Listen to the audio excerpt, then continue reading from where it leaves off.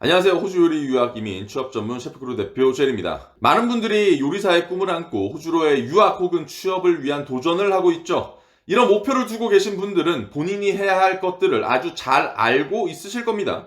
그러니까 지금 유학과 해외로의 도전을 하고 계신 거겠죠. 물론 알고 있는 거랑 실천하는 건 다른 이야기지만 말이죠. 오늘은 이제 막 요리사의 길에 들어선 분들이 알아야 할 것들 말고 절대로 하지 말아야 할 것들에 대해서 알려드리도록 하겠습니다. 애초에 이런 걸 잘 알고 있는 사람도 있지만 남들 통해서 혹은 팀을 통해서 이런 경험치들이 쌓이면서 천천히 성장을 해도 되는 거지만 한 번쯤은 나를 돌아보는 것도 나에 대한 평가를 남들에게 객관적으로 해보는 것도 좋은 방법입니다. 남들한테 대놓고 평가를 받는다면 기분 상할 수도 있지만 이 영상을 보시면서 한번 평가를 스스로 해보시길 바래요. 해야 할 것들을 찾아내는 건 쉽게 알아갈 수 있지만 하지 말아야 할 것들은 본인이 절대로 깨닫지 못할 수 있는 부분이라서 이렇게 영상으로 만들어 보았습니다.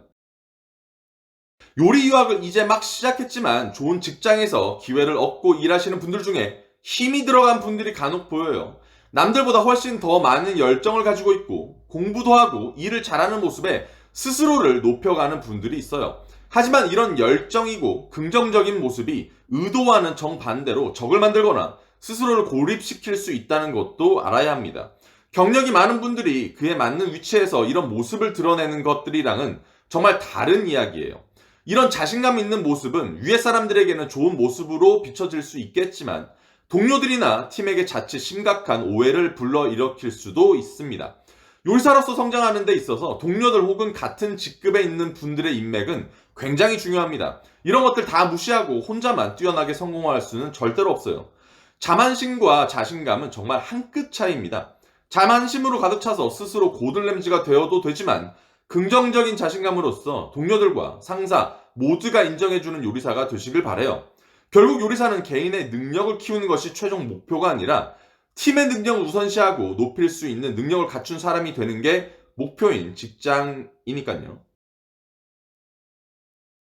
열정을 갖는다는 건 아무나 할 수 없는 일입니다. 열정이 있다는 건 내가 가야 하는 길을 정확히 알고 있고 해야 하는 것들을 실천하고 있다는 걸 말하는 거니까요. 평범한 것과 성공하는 것은 실천이라는 차이에서 나오는 것처럼요. 하지만 지나친 열정으로 인해서 한 번에 무너져 내리는 경우도 많습니다. 이전 영상에서 다뤘던 요리사들의 번아웃에 대해서 제가 한번 언급한 적이 있지만 여러분들은 기껏해야 1년, 2년 차의 요리사입니다. 아직은 더 많이 배우고 더 많은 사람들을 만나야 하고 더 많은 경험이 필요한 위치예요. 완성이 되지 않은 요리사가 완벽함을 추구하는 것 자체가 너무 많은 에너지를 필요로 하죠. 한 번의 실수, 약간 한 번의 부정적인 시선, 한 번의 무너짐이 본인이 가지고 있던 열정의 수십 배의 좌절로 되돌아올지도 모릅니다. 가끔 저에게 상담을 요청하시는 분들 중에 반복되는 약간 일상의 지루함을 느껴서 불안해 하시는 후배님들도 있어요. 이런 분들이 정말 대단한 겁니다. 사회 초년생들이 당연하게 해야 하는 반복적인 일들과 학업을 잘 해내고 있다면 이렇게 지루함을 느낄 수도 있어요. 왜냐하면 해야 하는 것들을 넘치지 않게 잘 하고 있기 때문이죠. 여러분, 열정의 크기를 조금만 작게 해보세요. 그렇다고 해서 아무 일도 일어나지 않습니다. 남들의 시선과 기대가 절대로 변하지 않아요. 남을 위한 열정이 아니라 자신을 위한 열정을 쌓아가야 할 때라는 거 잊지 않으셨으면 합니다. 5년차, 6년차 이런 경력쯤에 제대로 정확한 시기에 본인의 열정을 쏟아 부어야 할 타이밍이 옵니다. 이때를 위해서 스스로 넘치지 마시길 바래요. 이번의 이야기에서 조금 이어지는 말일 수도 있는데요. 어느 셰프는 이렇다, 그 음식은 이렇다, 그 레스토랑은 이렇다, 이렇게 부정적인 말을 하시는 분들이 있습니다.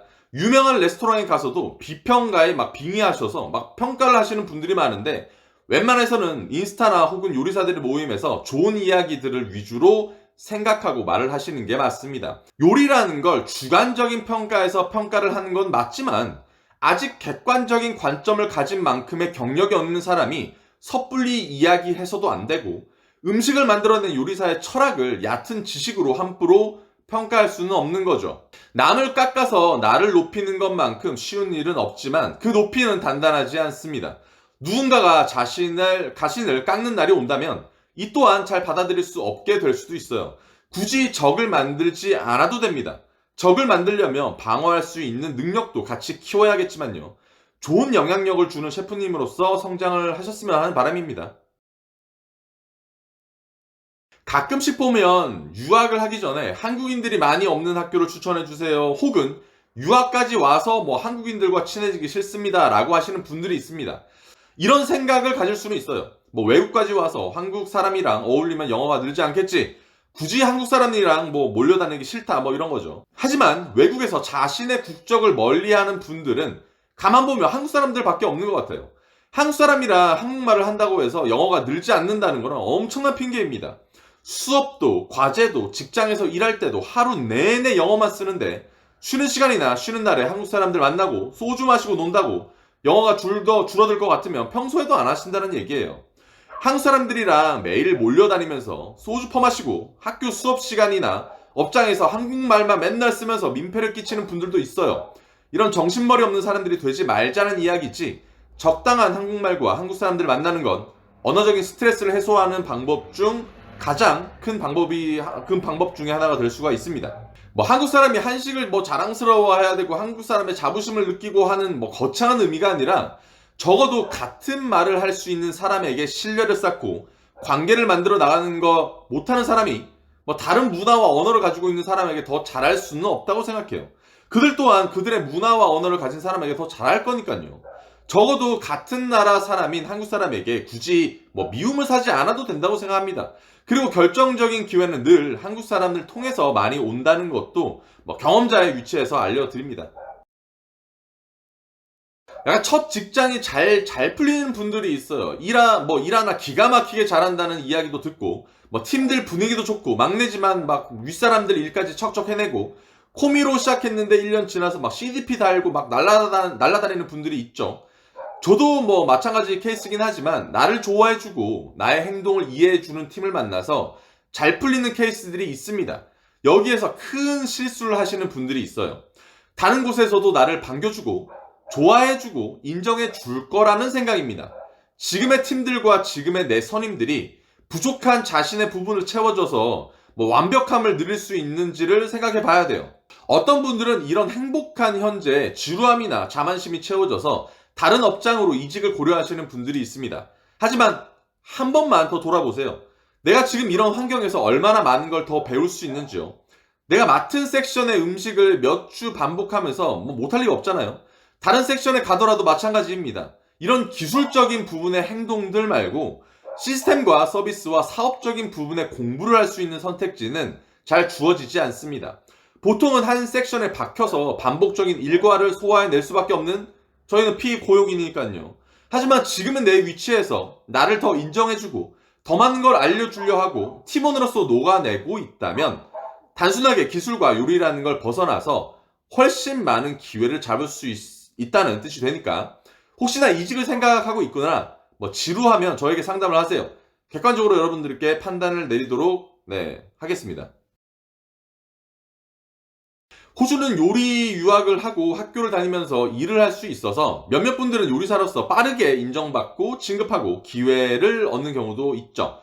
여기에서 몇몇 분들은 큰 실수로 인해서 다시는 되돌아올 수 없는 경력의 공백을 가지실 수도 있습니다. 막 1년차, 2년차 정도 되었을 때 한 업장에서 인정받고 뭐 SNS 열심히 하고 대외 활동 잘해서 막 수셰프 제의가 오거나 심지어 작은 업장에 헤드셰프 제안을 받는 경우도 덜어 있어요. 물론 정말 좋은 기회일 수도 있지만 주위 경력이 많은 사람들에게 꼭 한 번은 상담을 받아야 합니다. 요리사는 코미, 데미, CDF, 수, 헤드셰프를 거치면서 각 직급에 따라 많은 것들을 익히고 배웁니다. 여러 업장을 돌아다니면서 새로운 음식과 사람들과 시스템을 배우면서 성장하죠. 돈이 많아서 이런 거 다 뛰어넘고 오너 셰프가 될 수 있다면 능력 좋은 사람들 고용해서 그렇게 배워나갈 수 있지만, 대부분의 보통 사람들은 회사원으로서의 단계별 성장 과정을 거치게 되죠. 그 단계별 성장 과정이 너무 중요한데 우리나라 사람들 특성상 막 간판, 직위, 직급 이런 거 좋아라 하죠. 올라가는 것만 생각하니까 왜 올라가고 어떻게 올라가고 언제 올라가는지를 건너뛰어버리게 된다는 겁니다. 결국 직위나 직급은 없어지면 그만이고 좌천되면 그만이고 잘리거나 분수에 맞지 않으면 한순간에 물어 돌아갑니다.